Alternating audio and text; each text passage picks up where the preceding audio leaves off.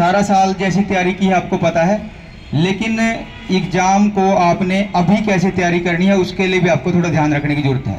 अगर आप अभी भी थोड़ा सचेत हो जाते हो और एग्ज़ाम ओरिएंटेड स्टडी करते हो, जैसे इंग्लिश का मेरे को पता है, इंग्लिश में हमारा राइटिंग स्किल है बच्चे, राइटिंग स्किल है ना, एनालिटिकल पैराग्राफ आता है, और क्या आता है उसके अंदर, एक लेटर आता है। तो लेटर में जैसे लेटर टू एडिटर है, आप उसकी तैयारी कर लीजिए। ऑप्शनल होता है, एक तो पर्सनल लेटर, एक लेटर टू एडिटर तो पक्का ही मिलता है। आप लेटर टू एडिटर कर लो, दूसरा मत करो। उसका जो परफॉर्मा है, पैटर्न के मार्क्स आते हैं। जब भी कभी आप पेपर में लिखते हो ना, तो ये सोच के लिखना कि मैं एग्जामिनर होता तो मार्क्स कैसे देता आपको। तो उसको एक सिंगल पेज पे आप लेटर लिखोगे, ऊपर आपने आपका एड्रेस, फिर to the editor the Hindustan Times Delhi, फिर डेट के बाद एक लाइन छोड़ देते हैं, फिर रिस्पेक्टेड सर। फिर जो भी समस्या है वो सारा का सारा हिंट आपको एग्जाम के पेपर में दिया होता है। जो हिंट दे रखे हैं वो सारे लिखने हैं, उन हिंट के मार्क्स हैं। जैसे उसमें आपको लिख देंगे कि आपके लोकेलिटी में चोरी की घटनाएं बढ़ गई हैं, आपने सुपरिटेंडेंट ऑफ पुलिस के बारे को लेटर लिखना है, तो वो चोरी की घटनाओं के बारे में लिखना है उसके अंदर कि हमारी लोकेलिटी है, इसमें ये चोरी की घटनाएं बढ़ रही हैं, इससे हमारी जान माल को खतरा है, और आप इसको कृपया ठीक करने के लिए प्रॉपर पुलिस को डायरेक्शन, मतलब जो भी आपने लिखना है उसके अंदर। नीचे आपका जो आप लिखते हैं यूअर्स सिंसियरली, ठीक है बच्चे। आपका जो नाम उसमें दे रखा होगा तो वही, नहीं दे रखा होगा तब तो आपने XYZ। आपकी आइडेंटिटी डिस्क्लोज नहीं करनी होती, स्कूल का नाम डिस्क्लोज नहीं करना होता। आपने अगर दे रखा है तो ठीक है, नहीं ऊपर एग्जामिनेशन हल करोगे। ऐसे एनालिटिकल पैराग्राफ होता है, उसमें जैसे हमारा कोई भी टॉपिक आ जाता है, AI का आ गया, AI की एडवांटेजेस एंड डिसएडवांटेजेस होती है, उसमें 3-4 पॉइंट वो, 3-4 पॉइंट वो। कई बार बच्चे क्या करते हैं कि उसके बेनिफिट्स तो बहुत सारे लिख देते हैं, जो डिसएडवांटेजेस हैं, जो उसके दुष्प्रभाव हैं वो नहीं लिखते, या उसकी एक साइड ज़्यादा कर देंगे, एक साइड कम कर देंगे, मार्क्स देंगे दोनों साइड से मिला के, तो वो भी देखना है। अभी जैसे आपका उसमें अनसीन पैराग्राफ आता है, हमें जरूरी नहीं कि सारा का सारा हमें वो आता हो, बहुत सी चीज़ें हमें इसमें समझ नहीं आती हैं, लेकिन उसका क्रस क्या है, थीम क्या है, क्वेश्चन को ध्यान से समझना है पेपर के अंदर, और थीम के अकॉर्डिंग जो भी से पूछा है उसके अकॉर्डिंग लिखना है। कोशिश करो अपनी तरफ से भी कुछ लाइनें इसमें जोड़ी जाए, कुछ अक्षर जोड़े जाए। मेनली तो उसी में से लिखना है हमने, पैराग्राफ में से स्टार्टिंग और एंडिंग चेंज करके लिख देनी है थोड़ी सी, ताकि एग्जामिनर को लगे कि भाई इस बच्चे को तो अपनी भी एक सेंस है, इसके अंदर लिख सकता है। और सबसे बड़ी बात, जैसे मैं 6 to 8 का चेक करता हूँ पेपर, तो ये कटिंग्स करते हैं, ओवर राइटिंग करते हैं, इसके मार्क्स पक्का ही कटेंगे। आपका इंप्रेशन ही टीचर के पास जा रहा है, एग्जामिनर के पास जो चेक कर रहा है आपका, उसके पास एक इंप्रेशन जा रहा है राइटिंग से। अब वो आपको जानते नहीं है, आपकी लिखाई जा रही है, लिखाई साफ सुथरी होनी चाहिए, जो आपने दिखाना है। हमने क्या करना है, पेपर चेकिंग करने वाले को हिप्नोटाइज करना है। कैसे करोगे हिप्नोटाइज? हिप्नोटाइज होता है वशीभूत करना, कंट्रोल में कर लेना, जो चीज़ दिखानी है वही दिखानी है।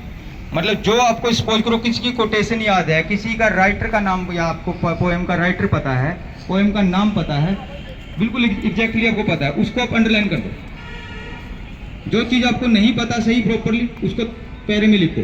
इतनी बड़ी समरी लिखने की जरूरत नहीं कि एक पेज लिख दिया पूरे का पूरा। किसी के पास टाइम चेक करने का नहीं है, वो आपकी स्टार्टिंग चेक करेगा, एंडिंग चेक करेगा, जहां जहां आपने अंडरलाइन कर दिया उसको चेक कर लेगा वो। समझी बात मेरी? छुपाना भी है, हमने पेज भी भरना है, लेकिन जो चीजें हमें श्योर नहीं उसको छुपा लो, जहां जहां दिखाना उसको हाईलाइट कर दो। पैराग्राफ चेंज करने का भी पैटर्न बनाओ। कहीं आपके माइंड में 2 या 3 तरह के, जैसे आपने ऐसे लिख रहे हो, 2 या लेटर लिख रहे हो, लेटर के एंड के अंदर लिखते हैं कि you are requested to please take care of my suggestions, ठीक है। तो ये लाइन एंड में कर देना आपने, अलग सा पैरा चेंज करके बना देना उसकी। एक तो ये बात होगी। अभी जो सबसे जरूरी काम है, बोर्ड की साइट के ऊपर पेपर डाले हुए हैं बोर्ड ने, मैथ्स के, हिंदी के, पंजाबी के, हर चीज़ के पेपर डाले हुए हैं, जो प्रीवियस ईयर्स क्वेश्चन पेपर हैं। एक तो मॉडल पेपर था वो तो आपने कर ही लिया होगा, सबसे पहले तो उसको डाउनलोड कर लो, उसको देखो पेपर में कैसे एग्जाम्स में वो पूछ रहे हैं हमारे को, पहले तो उसको सोल्व करो बच्चों। फिर PYQ ले लो, प्रीवियस ईयर्स क्वेश्चंस पेपर 2 या 3 ले लो, अभी ज़्यादा टाइम आपके पास नहीं है। उनके पैटर्न को समझ लो आप कि हमसे पूछता क्या है, वो हमसे पूछेगा क्या, अकॉर्डिंगली आप उनको सोल्व करके देख लो, पेपर में वैसा ही करना। और सबसे बड़ी जो हमसे चूक होती है वो अब टाइम मैनेजमेंट की, टाइम मैनेजमेंट की। 180 मिनट है आपके पास, 80 मार्क्स हैं, I think 2 minute some seconds का टाइम होता है एक नंबर के लिए, 2 मिनट का मान लो अप्रोक्सीमेटली।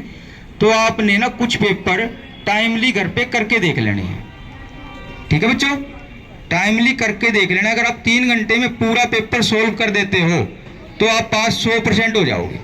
हमसे दिक्कत क्या होती है, हम पेपर ही छोड़ आते हैं। अभी एग्जामिनर का सपोज करो वहाँ मन है आपको पास करने का कि बच्चे के मार्क्स पास में ठीक ठाक से बन गए, थोड़ा 5-7 मार्क्स की कमी है, पास हो सकता है ये।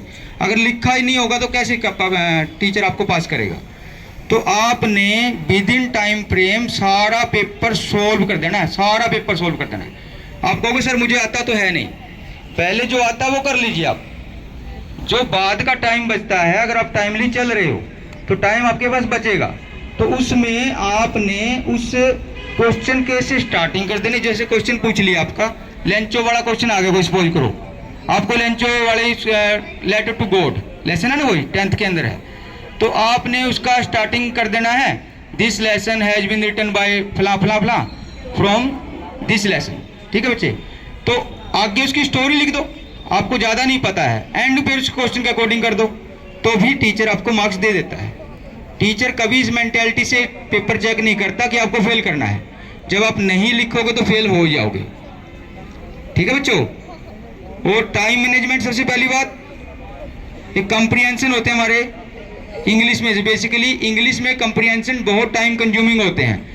तो कंप्रीहेंशंस को मैं तो सजेस्ट ये करता हूँ कि सबसे एंड में लेके चलना बच्चों, सबसे एंड में लेके चलना। पहले ग्रामर पोर्शन कर लो, लिटरेचर कर लो, राइटिंग स्किल कर लो, और ये एंड में कर लेना रीडिंग स्किल, रीडिंग जो पार्ट है, क्योंकि ये टाइम कंज्यूमिंग है। अगर हमारे पास टाइम ना भी बचे तो क्वेश्चन को पढ़ना, उसके 4 ऑप्शन दे रखे होते हैं, मोस्ट प्रोबेबली आपको आइडिया लग जाता है। सबसे इसका ईजी वे क्या होता है कि आपने पहले देखो कि 2 ऑप्शन कौन से नहीं हो सकते।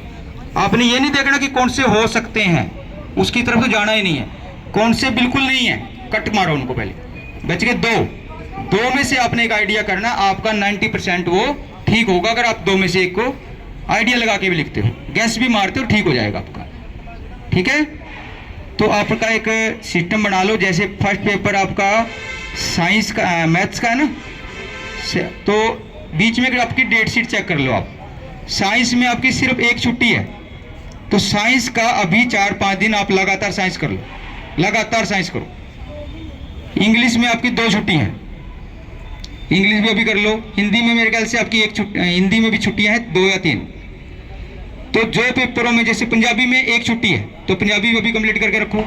मैथ्स की तैयारी 10 तारीख से शुरुआत कर दो, 7 दिन 10 या 11 तारीख से आप मैथ्स स्टार्ट कर लो, 4-5 दिन में आपका मैथ्स कंप्लीट हो जाएगा। अभी साइंस को काबू कर लो बिल्कुल, साइंस और मैथ में ज़्यादा दिक्कत आने वाली है आपको, साइंस और मैथ के लिए अभी टाइम देना शुरू कर दो। राइटिंग स्किल पे रोज एक पैराग्राफ, ये कोई लेटर, ऐसे हिंदी में सेम पैटर्न पंजाबी में है, सेम इंग्लिश में है, सेम हिंदी में है, तीनों का थोड़ा सा राइटिंग स्किल रोज आधा घंटा निकालो टाइम के अकॉर्डिंग। जैसे 6 नंबर का आपका लेटर का टाइम होता है, तो इट मीन्स 12 या 13 मिनट में लेटर कंप्लीट करना ही करना है आपने, वो घड़ी में देख के आप कंप्लीट करो, प्रेशर होएगा टाइम का। अगर आपका टाइम मैनेज है तो आपका पेपर बहुत ही अच्छा होने वाला है। फिर आपको जो चीज़ें नहीं भी आती आप सोल्व कर दोगे। अगर आपका टाइम गड़बड़ा जाएगा तो जो आपको आता है वो भी आपका गलत हो जाएगा, ठीक है। तो ठीक है बच्चों, थैंक यू।